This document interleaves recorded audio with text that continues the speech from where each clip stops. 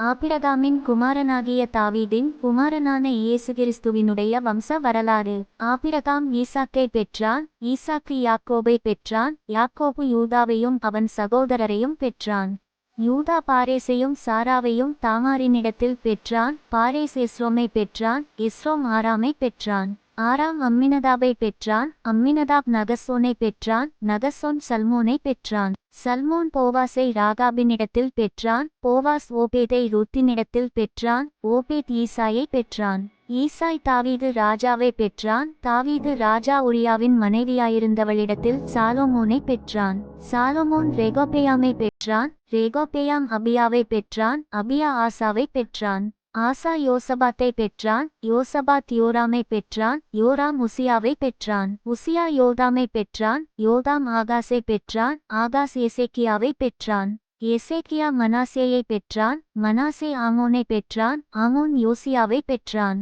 பாபிலோனுக்குச் சிறைப்பட்டு போகும் காலத்தில் யோசியா எகொனியாவையும் அவனுடைய சகோதரரையும் பெற்றான். பாபிலோனுக்குச் சிறைப்பட்டு போன பின்பு எகொனியா சலாத்தியேலை பெற்றான், சலாத்தியேல் சொரோபாபேலை பெற்றான். சொரோபாபேல் அபியூதை பெற்றான், அபியூத் எலியாக்கீமை பெற்றான், எலியாக்கீம் ஆசோரை பெற்றான்.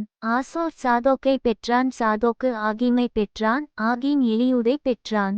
எலியூத் எலெயாசாரை பெற்றான், எலெயாசார் மாத்தானை பெற்றான், மாத்தான் யாக்கோபை பெற்றான். யாக்கோபு மரியாளுடைய புருஷனாகிய யோசேப்பை பெற்றான், அவளிடத்தில் கிறிஸ்து எனப்படுகிற இயேசு பிறந்தார். இவ்விதமாய் உண்டான தலைமுறைகளெல்லாம் ஆபிரகாம் முதல் தாவீது வரைக்கும் 14 தலைமுறைகளும், தாவீது முதல் பாபிலோனுக்குச் சிறைப்பட்டு போன காலம் வரைக்கும் 14 தலைமுறைகளும், பாபிலோனுக்குச் சிறைப்பட்டு போன காலம் முதல் கிறிஸ்து வரைக்கும் 14 தலைமுறைகளுமாம்.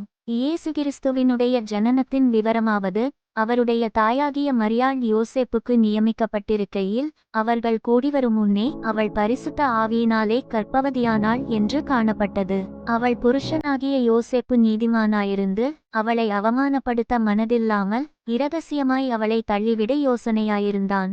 அவன் இப்படி சிந்தித்துக் கொண்டிருக்கையில் கர்த்தருடைய தூதன் சொப்பனத்தில் அவனுக்கு காணப்பட்டு, தாவீதின் குமாரனாகிய யோசேப்பே, உன் மனைவியாகிய மரியாளைச் சேர்த்துக்கொள்ள ஐயப்படாதே, அவளிடத்தில் உற்பத்தியாயிருக்கிறது பரிசுத்த ஆவியினால் உண்டானது.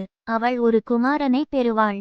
அவருக்கு இயேசு என்று பெயரிடுவாயாக, ஏனெனில் அவர் தமது ஜனங்களின் பாவங்களை நீக்கி அவர்களை இரட்சிப்பார் என்றான். தீர்க்கதரிசியின் மூலமாய் கர்த்தராலே உரைக்கப்பட்டது நிறைவேறும்படி இதெல்லாம் நடந்தது.